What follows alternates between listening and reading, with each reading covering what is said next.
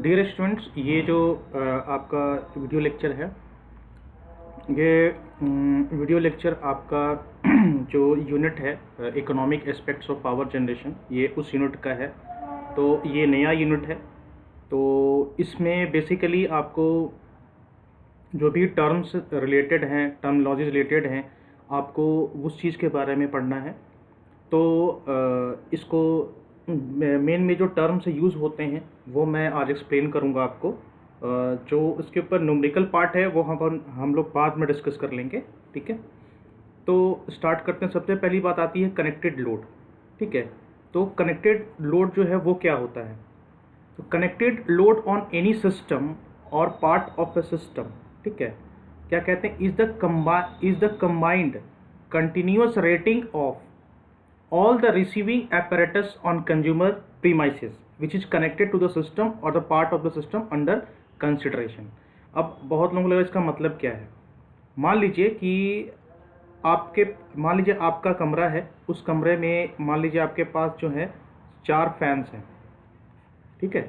मान लीजिए कि आपका जो कमरा है उसमें 4 पंखे हैं, 5 बल्ब है, ठीक है। मान लीजिए 4 पंखा है और 5 बल्ब है, ठीक है। लेकिन ऐसा तो है नहीं ना कि आप सारे चीज़ों को एक साथ चलाओगे, ठीक है। तो मान लीजिए कि 4 फैन का जो रेटिंग है मान लीजिए कि 100 वाट है, ठीक है। और जो आपका 5 बल्ब है उसका रेटिंग मान लीजिए 50 वाट है। तो टोटल लोड कितना हो गया आपका? 400 प्लस 250, कुल मिला के हो गया आपका 650। ये 650 वाट जो है आपका कनेक्टेड लोड हो गया, समझिए, ठीक है। 650 वाट जो है वो आपका कनेक्टेड लोड हो गया। तो कोई ज़रूरी नहीं है कि जितना लोड आप कनेक्टेड किए हैं वो हमेशा चलाएंगे। तो कनेक्टेड लोड मतलब सारे लोड जो आपके घर में हैं, चाहे वो चालू हैं चाहे नहीं हैं, ठीक है, उससे कोई मतलब नहीं है। जितना लोड आपके पास है सबका वोल्टेज को जोड़ दीजिए, वो आपका कनेक्टेड लोड हो जाता है, ठीक है। उसके बाद आइए डिमांड के ऊपर। तो डिमांड क्या चीज़ होती है? डिमांड क्या होता है कि जैसे एक टाइम पीरियड में, मतलब जैसे पूरे दिन भर में आपका कितना किलोवाट आप कंज्यूम किए हो, वो आपका होता है डिमांड, ठीक है जी। जैसे मान लीजिए कि अभी हमने एग्जांपल लिया था 650 वाट का कनेक्टेड लोड है, लेकिन आपने पूरे दिन भर में मान लीजिए कि 550 ही किलो इलेक्ट्रिसिटी यूज़ किया है, तो आपका डिमांड पूरे दिन भर में कितना हो जाएगा? 550, ठीक है। तो the demand of an installation or a system is the load that is drawn from the source of supply at the receiving terminal averaged over a suitable and specified interval of the time, ठीक है। मतलब एक particular specific time में, अब मान लीजिए कि अब 24 घंटे का टाइम है, उसमें से मान लीजिए आप ये फाइंड आउट करना चाहते हैं कि 12 बजे से लेके 4 बजे तक क्या डिमांड था, ठीक है। 12 बजे से लेके 4 बजे तक क्या डिमांड था, तो उस 4 घंटे में क्या आपका किलो वॉटेज था, वो आपका डिमांड हो जाएगा। उसके बाद मान ली वही लिखा है specified interval of the time, मतलब आप इंटरवल ऑफ द टाइम जो है आप उसमें स्पेसिफाई करोगे कि हमको इतने घंटे का चाहिए, हमको इतने घंटे का चाहिए। तो उस घंटे का पर्टिकुलर डिमांड जो है, जो किलो वॉटेज आपका कंज्यूम किए हो, वो आता है डिमांड में, ठीक है। उसके बाद है मैक्सिमम डिमांड और पीक लोड। तो ये वर्ड से पकड़िए, पीक लोड कितना। जैसे मान लीजिए कि आप दिन भर में आप बिजली जो है वो कंज्यूम कर रहे हो। इसके एग्जांपल मैं बता देता हूँ, इसको कैसे समझेंगे। मान लीजिए कि आप जो है इलेक्ट्रिसिटी कंज्यूम कर रहे हो, ठीक है, और अलग अलग टाइम पे अलग अलग जो है आपका जो है वो कंजम्पशन हो रहा है, ठीक है। उसको हम एक कर्व से समझते हैं। वो कर्व एक्चुअली आगे पढ़ना भी है, लेकिन यहाँ से समझ में आएगा वो कि वो कर्व कहाँ से आता है। मान लीजिए कि ये आपका एक्सिस है ना। यहाँ पर आपने लोड, ठीक है, यहाँ पे आपने अपना लोड डिफाइन किया, मैं उसको और यहाँ पे आपका जो है वो किलोवाट है। तो अब टाइम के अकॉर्डिंग अलग अलग होगा, है ना। हर टाइम के अकॉर्डिंग अलग अलग कंजम्पशन होगा आपका। पूरे 24 घंटे में अगर हम यहाँ तक की बात करें, तो अगर मैं इसको 24 आवर लिखता हूँ, तो इस पूरे कर्व को मिलाइए, ऐसे करके पूरे कर्व को आप मिलाइए। अब इस कर्व में सबसे ज़्यादा डिमांड किस टाइम पे था और क्या उसकी वैल्यू क्या थी, यही आपका मैक्सिमम डिमांड बन जाएगा। क्योंकि कोई ज़रूरी नहीं है कि आपका जो जितना भी कनेक्टेड लोड है वो सब एक साथ मिलके मैक्सिमम डिमांड बनाए। हो सकता है, जैसे अभी मैंने एग्जांपल लिया था कि आपके पास टोटल 650 किलोवाट का लोड है, लेकिन ये भी पॉसिबिलिटी है कि आपका एक दिन में केवल 600 किलोवाट का ही मैक्सिमम लोड गया या मैक्सिमम डिमांड गया आपका, आपने जो है बाकी चीज़ों को यूज़ किया ही नहीं। तो ये वेरी करता है, डे बाय डे वेरी करता है, ठीक है। तो एक बात मैं कहना चाहता हूँ कि connected load equal to maximum demand हो सकता है उस केस में जब सारा का सारा लोड आपने कनेक्ट कर दिया है तो, लेकिन हमेशा बराबर हो कोई मैंडेटरी नहीं है, ठीक है। तो connected load may be equal to, या फिर आप ये कह सकते हैं maximum demand may be equal to the connected load, but it is not mandatory or that always maximum load will be equal to the connected load, ठीक है। उसके बाद आता है आपका डिमांड फैक्टर, लोड फैक्टर क्या होता है वो देख लेते हैं। तो डिमांड फैक्टर क्या है? The demand factor of any system or a part of a system is the ratio of maximum demand of the system or a part of the system to the total connected load to the system, ठीक है। जो मैं अभी आपसे कह रहा था कि कनेक्टेड लोड और मैक्सिमम डिमांड बराबर हो सकते हैं, लेकिन हमेशा बराबर हो जरूरी नहीं है। इसको मैं थोड़ा और यहाँ एक्सप्लेन कर देता हूँ। अभी मान लीजिए कि आपके पास 100, 300 और 400 ऐसे करके मान लीजिए आपके पास लोड है। टोटल इतना लोड आपके पास है, कनेक्टेड है, ठीक है। तो कितना हो गया? 4 3 7 2 900 किलोवाट का लोड आपके पास है, एग्जाम्पल ले लीजिए। और तो कनेक्टेड लोड यहाँ पे कितना हो गया? जो आपका कनेक्टेड लोड है ये कितना हो गया आपका? ये हो गया आपका 900 किलोवाट का। अब आपने अब एक पूरे दिन का ले लीजिए, ठीक है। अब मान लीजिए कि आप पूरे दिन यूज़ कर रहे हैं, किसी पर्टिकुलर दिन का ले लीजिए। तो उस पर्टिकुलर दिन में मान लीजिए कि आप 400 का लोड चलाए, फिर 100 का लोड चलाए और 100 का ही लोड चलाए, बाकी आपको 300 का जरूरत ही नहीं पड़ा, है ना। तो ये जो है ये 600 किलोवाट जो है मैक्सिमम लोड गया, ठीक है। ये वेरी कर सकता है, जैसे मैं एग्जांपल बताता हूँ क्यों वेरी कर सकता है। जैसे मान लीजिए गर्मी का टाइम ले लीजिए, गर्मी के टाइम में सुबह जो है ट्यूबलाइट पंखा चलता ठीक है। उसके वजह से दोपहर होना शुरू होता है, एसी भी चालू हो जाता है, कूलर भी चालू हो जाता है ना। और धीमे धीमे करते शाम होते थे फिर हम उसको बंद कर देते हैं। तो एसी आप हमेशा थोड़ी चलाते हो, तो एसी जिस टाइम आप चलाओगे मैक्सिमम डिमांड उसी टाइम पर आएगा। तो मान लो कि ये है आपका एसी का, और ये है मान लो बल्ब का, और ये है मान लो फैन का, ठीक है। तो मॉर्निंग में आपने बल्ब और फैन केवल चला के छोड़ दिया, ये दोपहर में आपने जो है 400 किलोवाट का जो एसी था वो ऑन कर दिया आपका। तो टोटल जो है पूरे दिन भर में मैक्सिमम 600 किलोवाट गया। अगर इसको आप कर्व से समझना चाहते हैं तो कर्व से ऐसे समझ लीजिए कि ये आपका लोड है और ये आपका किलोवाट कंजम्पशन है, ठीक है। मान लीजिए किसी टाइम पर आपका 100, ये मान लीजिए 100 है, 200 है, ठीक है, और ये ऊपर 600 मान लीजिए। इसको ऐसे मैं डिवाइड कर देता हूँ, ठीक है, ज़्यादा लाइन आ जाएगा। तो 1 2 3 4 5 6 ये आपका मैक्सिमम है ऊपर वाला, ठीक है। मान लीजिए कि आपका मान लीजिए जब मॉर्निंग होते ही आपने पंखा और बल्ब दोनों चला दिया, ठीक है। उसके बाद मान लीजिए थोड़ी देर के बाद आपने पंखा बंद कर दिया और आपने बल्ब ऑन कर दिया। उसके बाद थोड़ी देर के बाद आपने क्या किया? बल्ब को ऑफ कर दिया, पंखा चालू कर दिया। उसके बाद जैसे ही दोपहर हुआ वैसे ही आपने क्या किया? पंखा, समझिए उसको क्या हुआ, पंखा और एसी दोनों चालू कर दिया, तो ये आ गया 500। और उसके थोड़ी देर के बाद आपने क्या किया फिर बेटा? आपने बल्ब भी चालू कर दिया, तो ये पहुंच गया 600। तो देख रहे हैं ये आपका कर्व जो है वो ऐसे बन रहा है। और यहाँ पे आपका टाइम लिख जाएगा किस टाइम पे क्या क्या है। तो एक पॉइंट लोड ये है, एक लोड पॉइंट ये है, एक ये है, और एक ये है, और एक ये है।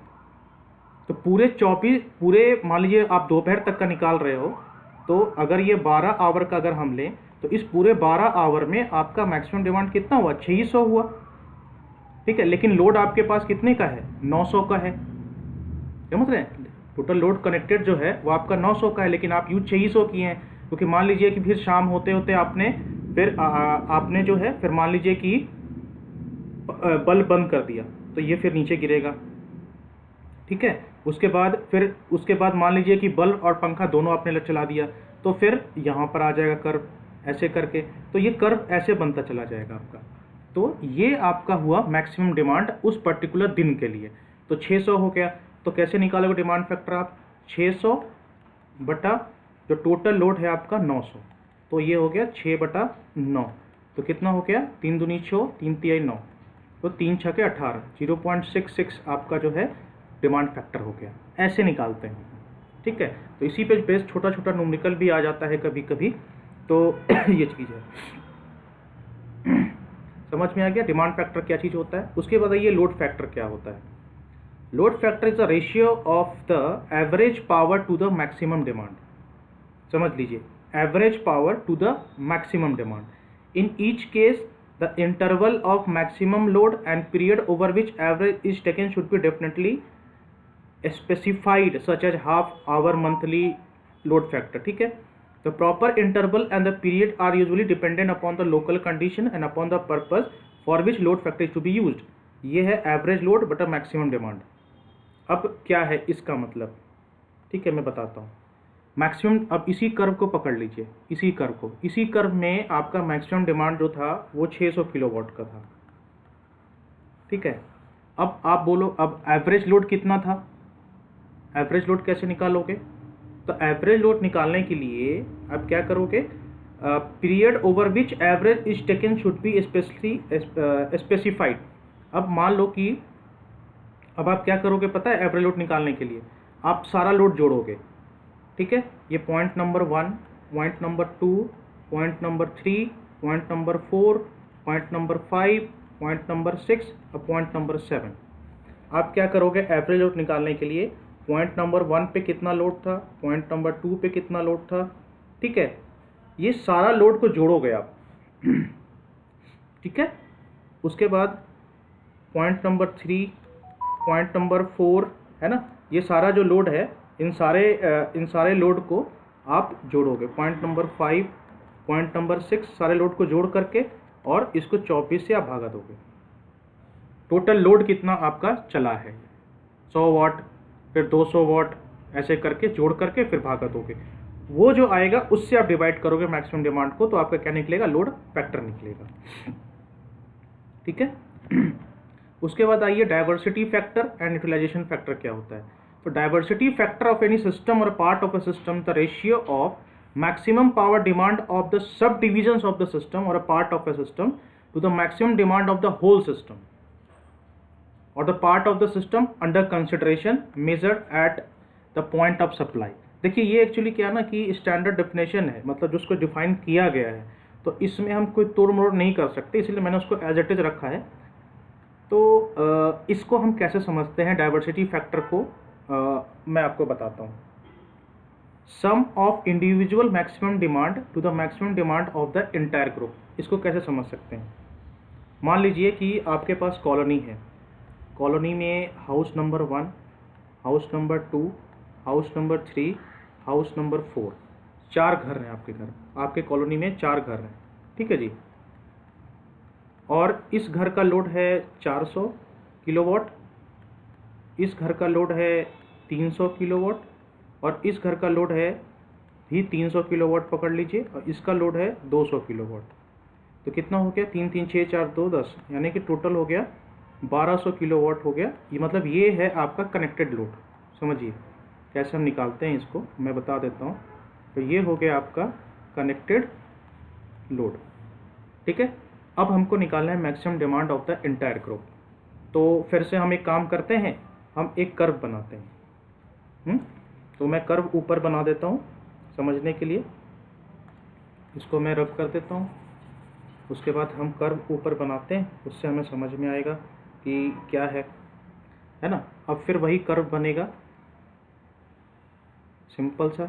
ये आपका लोड हो गया, सॉरी ये आपका टाइम हो गया, और ये आपका लोड हो गया, लोड इन किलोवाट हो गया। ठीक है, ये आपका हो गया।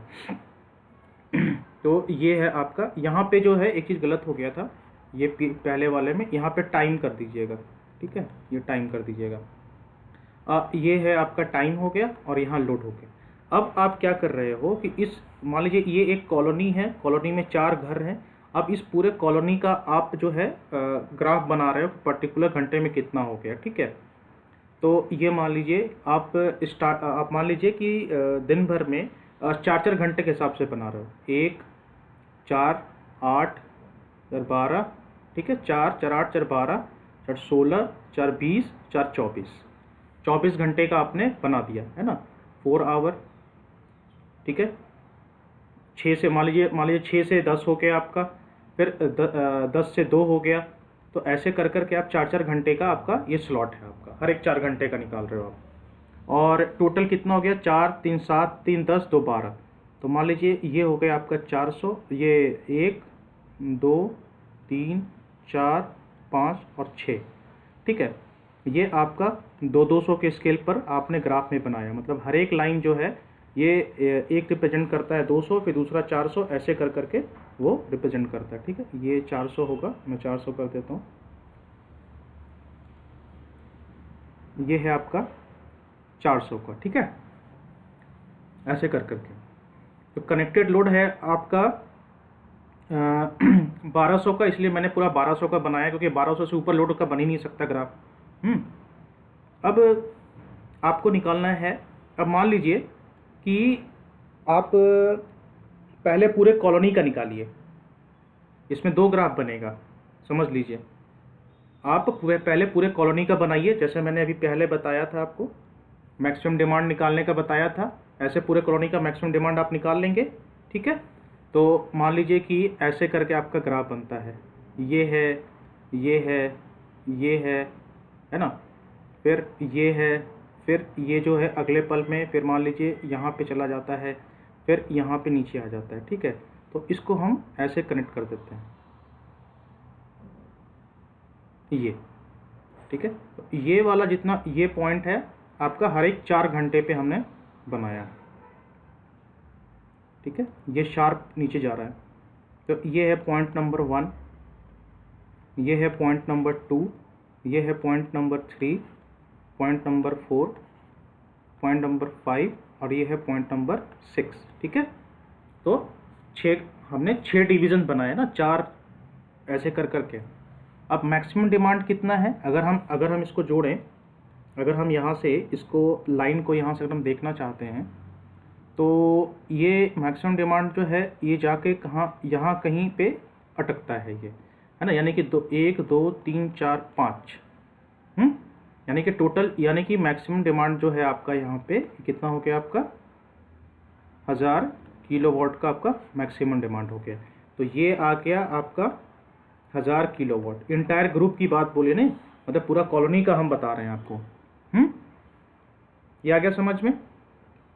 अब इंडिविजुअल मैक्सिमम डिमांड की बात बोल रहे हैं, तो अब मान लीजिए आप निकालना चाहते हो diversity factor of house number 1, आप अलग अलग हाउस का निकाल सकते हो, यानी कि डाइवर्सिटी फैक्टर जो आपका निकलेगा इस एग्जांपल में, हाउस 1 का अलग निकलेगा, हाउस 2 का अलग निकलेगा, हाउस 3 का अलग निकलेगा, हाउस 4 का अलग निकलेगा, ठीक है। तो जैसा ग्राफ आपने ये पूरा कॉलोनी का बनाया है, ये पूरा कॉलोनी का बना हुआ ग्राफ है, वैसे ही हम एक ग्राफ बनाएंगे, है ना, वैसे ही हम एक ग्राफ बनाएंगे हाउस का, है ना। तो उसके लिए मैं अलग कलर चूज़ कर लेता हूँ। अब मैं बना रहा हूँ for house number H1 for example. तो यहाँ ध्यान दीजिए कि यहाँ पर आपका, ठीक है, फिर से हमने बनाया। अब ये जो घर है, इस घर के पास जो है 400 किलोवाट का ही लोड है। तो अगर हम यहाँ पे टाइम लिखें और यहाँ पे अगर हम लोड लिखें, तो हम केवल 4 डिवीज़न कर सकते हैं, वो आपके ऊपर डिपेंड, जैसे करना चाहते हो, 1, 2, 3 और 4, है ना, 100, 100, 100 और 100, ठीक है। और टाइम निकाल लीजिए आप, 4, 4, 8, 4, 12, 4, 16, 4, 20, 4, 24, है ना। ऐसे कर करके आपका जो है ये सारा जो डिवीज़न है वो यहाँ आ जाएगा। अब आप इस घर का प्लॉट करिए। मान लीजिए पहला पॉइंट यहाँ आता है, दूसरा पॉइंट यहाँ आता है, तीसरा पॉइंट फिर यहाँ आता है ना, चौथा पॉइंट जो है मान लीजिए यहाँ निकल जाता है, पांचवा पॉइंट यहाँ आ जाता है, छठा पॉइंट यहाँ आ जाता है। मतलब हर एक घंटे में कितना लोड आप वो देख रहे हो। अब क्या करोगे, चुपचाप इसको ऐसे ज्वाइन कर दो पहले, ये ऐसे करके, ठीक है। ये आपका बन गया, कर्व बन गया, ठीक है। ये आपने हर एक घंटे के हिसाब से आपने बना लिया ये।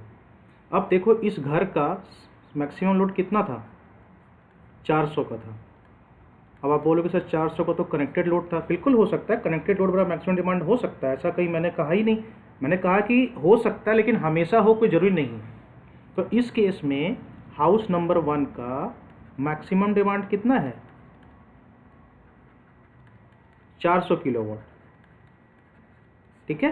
तो डाइवर्सिटी फैक्टर अगर हम इसका निकालें, नाउ अगर हम यहाँ लिखें तो नाउ डाइवर्सिटी फैक्टर, ठीक है, diversity factor of house number 1 is equal to maximum demand कितना था हाउस नंबर 1 का, 400 divided by maximum demand of the entire group कितना था, 1000।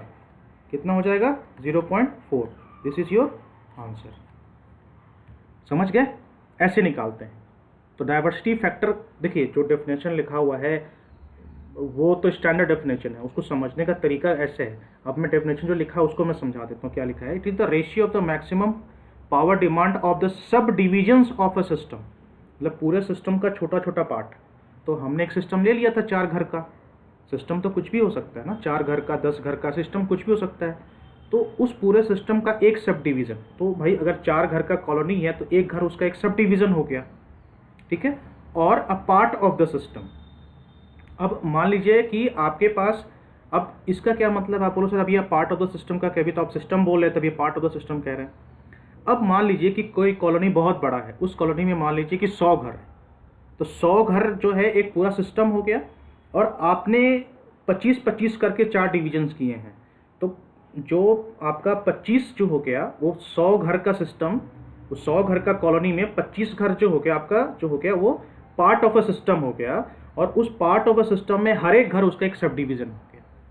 मैं बता देता हूँ आपको, कंफ्यूज करने की ज़रूरत नहीं है, बहुत ही आसान कॉन्सेप्ट है, ठीक है। ये इस वाले कंडीशन में हमारे पास सिस्टम ही 4 घर का था, तो इसीलिए हर एक घर जो बना वो एक सब सिस्टम एक सब डिवीज़न बन गया। अब जब मान लीजिए कि आपके पास एक बहुत बड़ा, आप क्योंकि आप डाइवर्सिटी फैक्टर तो कहीं का भी कैलकुलेट कर सकते हैं, पूरे सिटी का कैलकुलेट करिए, कॉलोनी का कैलकुलेट करिए, है ना।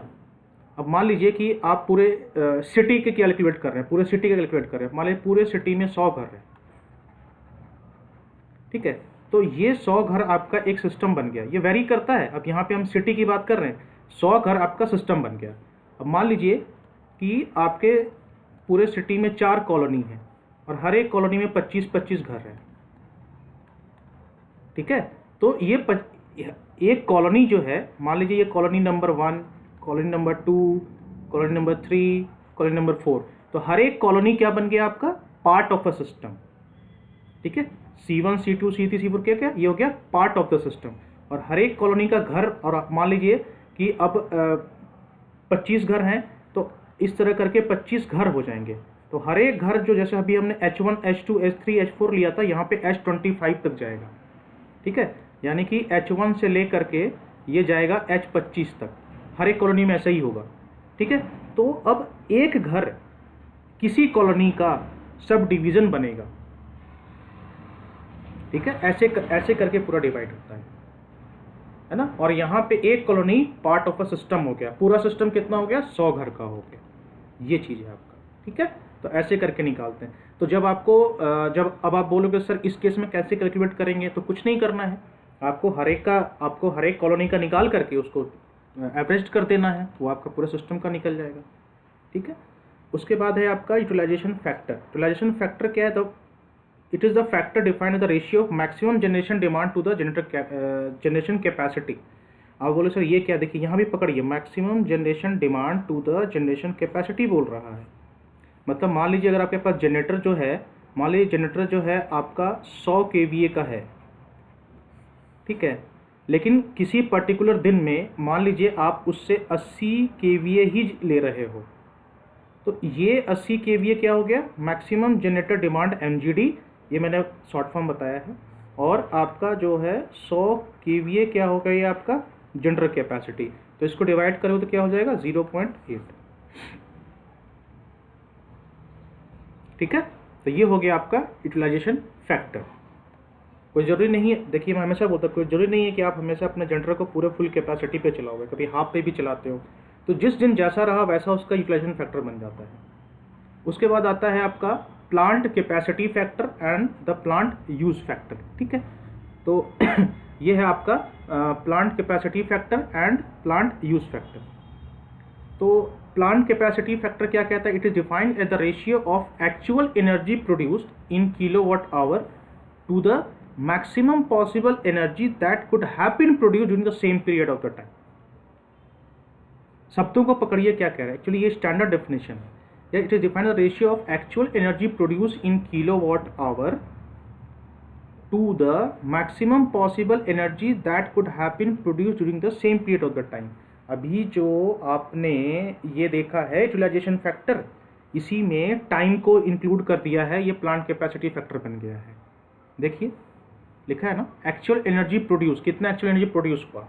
तो मान लीजिए कि आपका जो है 100 केवीए का जनरेटिंग स्टेशन है ना, मतलब आपका जो प्लांट है मान लीजिए 100 केवीए जनरेट कर सकता है 24 घंटे में।